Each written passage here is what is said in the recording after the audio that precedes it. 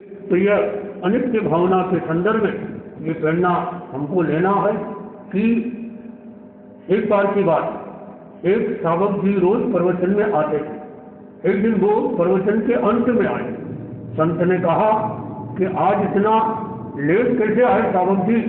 बोले गुरुदेव, घर में 2 साल पहले एक मेहमान आया था, आज उसको मैं छोड़ने चला गया, जंगल में छोड़ने गया। क्या मतलब? पूरी बात बताओ। उसने समता भाव से बात बताई कि 2 साल पहले मेरे घर में एक पोते का जन्म हुआ था और वो आज उसका आयुष्य पूरा हो गया, तो उसको मैं जंगल में छोड़ने, यानी अंतिम क्रिया जो होती है उसके लिए वहाँ चला गया था। इसलिए मैं तो आने की बहुत कोशिश कर रहा था, लेकिन वो काम जरूरी आ गया, इसलिए मैं लेट हो गया। कितनी क्षमता रखी, ऐसे क्षमता। सावक जी आए, सामायिक ले रहे थे और इतने में उनके मन में थोड़ा उद्वेग आ गया, हलचल हो गई, बेचैन हो गए, परेशान हो गए। स्वामी जी ने कहा, उसके सावक का नाम था विजय सिंह जी पटवा, जोधपुर के। बोले सावक जी क्या हुआ पटवा जी? बोले गुरुदेव, वो दुकान मैंने बंद की तो 2000 रुपये की नोली, रुपये पैसे की थैली होती है, नोली बोलते हैं, वो मैं भूल गया। बोले सावक जी चिंता मत करो, शांति से सामायिक कर लो, क्षमता भाव से। यदि तुम्हारे भाग्य में होगा तो पैसा कोई नहीं ले जाएगा, तुम्हारे भाग्य में होगा तो मिलेगा। फिर क्षमता भाव से सामायिक कर ली, सामायिक पूरी की, दुकान पर गया। क्या योग की बात! वो दुकान के सामने जहाँ पर पैसा रखा था, एक बकरा आकर ऐसा बैठा जैसे उसकी सुरक्षा कर रहा, उस नोली, उस थैली की, और उसने थैली को उठा लिया और कहा कि वास्तव में स्वामी जी ने सही कहा कि हमको अगर वाकई में मेरे भाग्य में हो तो मिल गया। और पैसा मिलता, देखो, एक होता है धन, एक होता है धर्म। जो धन मिलता है वो मिलता है भाग्य से, और धर्म मिलता है पुरुषार्थ से। आपके जितना पुरुषार्थ करोगे तो धर्म मिलेगा, और पुरुषार्थ करने से धन मिले जरूरी नहीं, भाग्य से मिलता है। धन मिलता है भाग्य से और धर्म मिलता है पुरुषार्थ से। तो जितना आप धर्म का पुरुषार्थ करोगे, क्या फायदा होगा? सबसे बड़ा फायदा होगा, नए कर्मों का बंधन नहीं होगा, कर्मों की बहुत निद्रा होगी। और उस धर्म में अगर संभव धर्म भी कर लिया जाए, जैसे प्रवचन सुनते हैं तो प्रवचन से कर्मों की निद्रा हो रही, लेकिन अगर साथ में सामायिक कर ली, संवर कर लिया, पचकान कर लिया, तो क्या हुआ? कर्म रुक गए। वो अशुद्ध जो कर्म बंधन हो रहा था, एक और तो कर्म बंधन को रोक दिया सामायिक से, दूसरा और प्रवचन सुनने से क्या हुआ? कर्मों की निद्रा हो रही।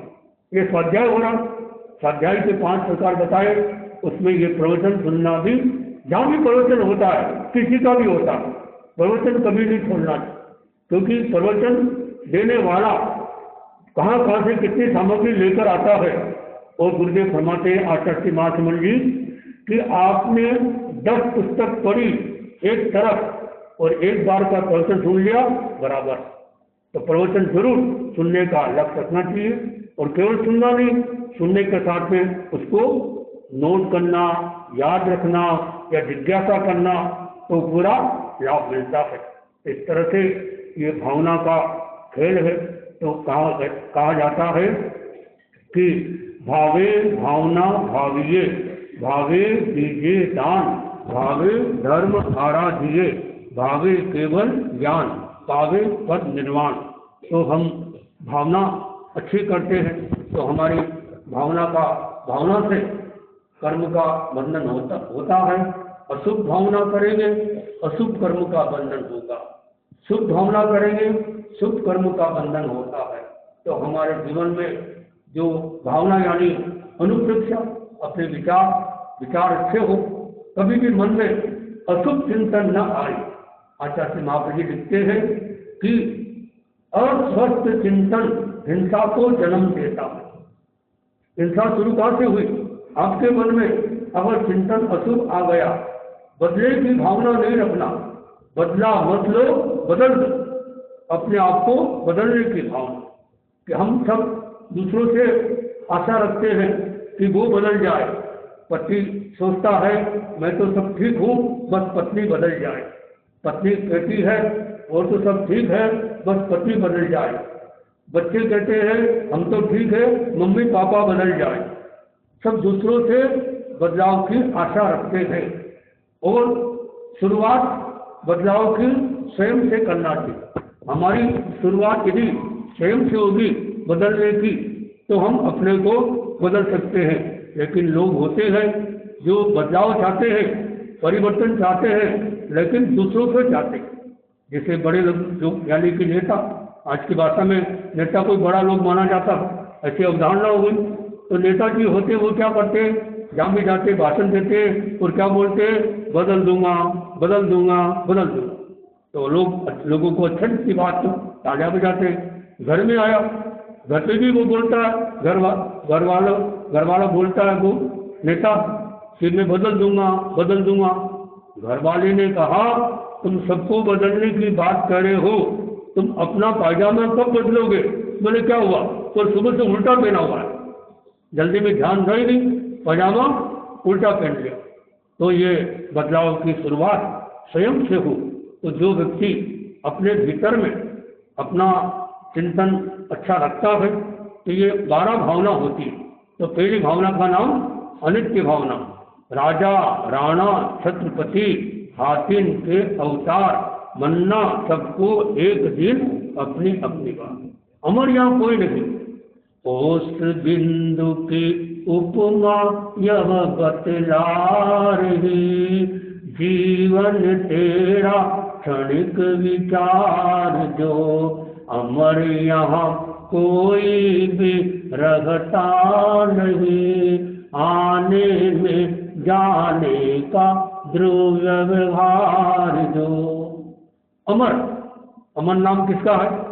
अमर का अर्थ क्या हुआ? एक शब्द चलता है भक्तामर, इसका अर्थ क्या? शाब्दिक अर्थ देखिए बहुत कम लोग जानते हैं। बहुत लोग वर्षों से भक्तामर पढ़ते हैं, लेकिन भक्तामर शब्द का मीनिंग बहुत कम लोग जानते हैं। क्या बता सकते आप भक्तामर शब्द कैसे बना और क्या इसका मीनिंग है ध्यान में?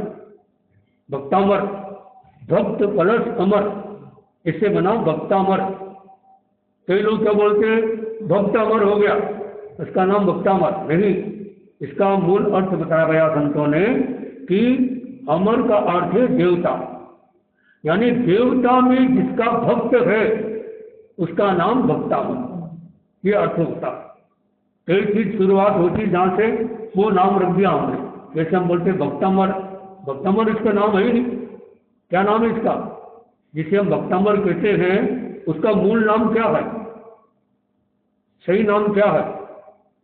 श्री आदिनाथ स्तोत्र। श्री आदिनाथ स्तोत्र किसने किया? आचार्य मानसिंह ने।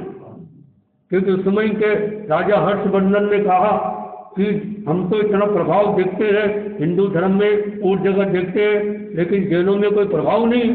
तो आचार्य मानसिंह थे, उनके उस समय जो दीवान थे, मंत्री आदि ने कहा कि हमारे जो गुरुदेव है वो भी अब चमत्कार दिखा सकते हैं। बोले अच्छा ये बात है, ठीक है।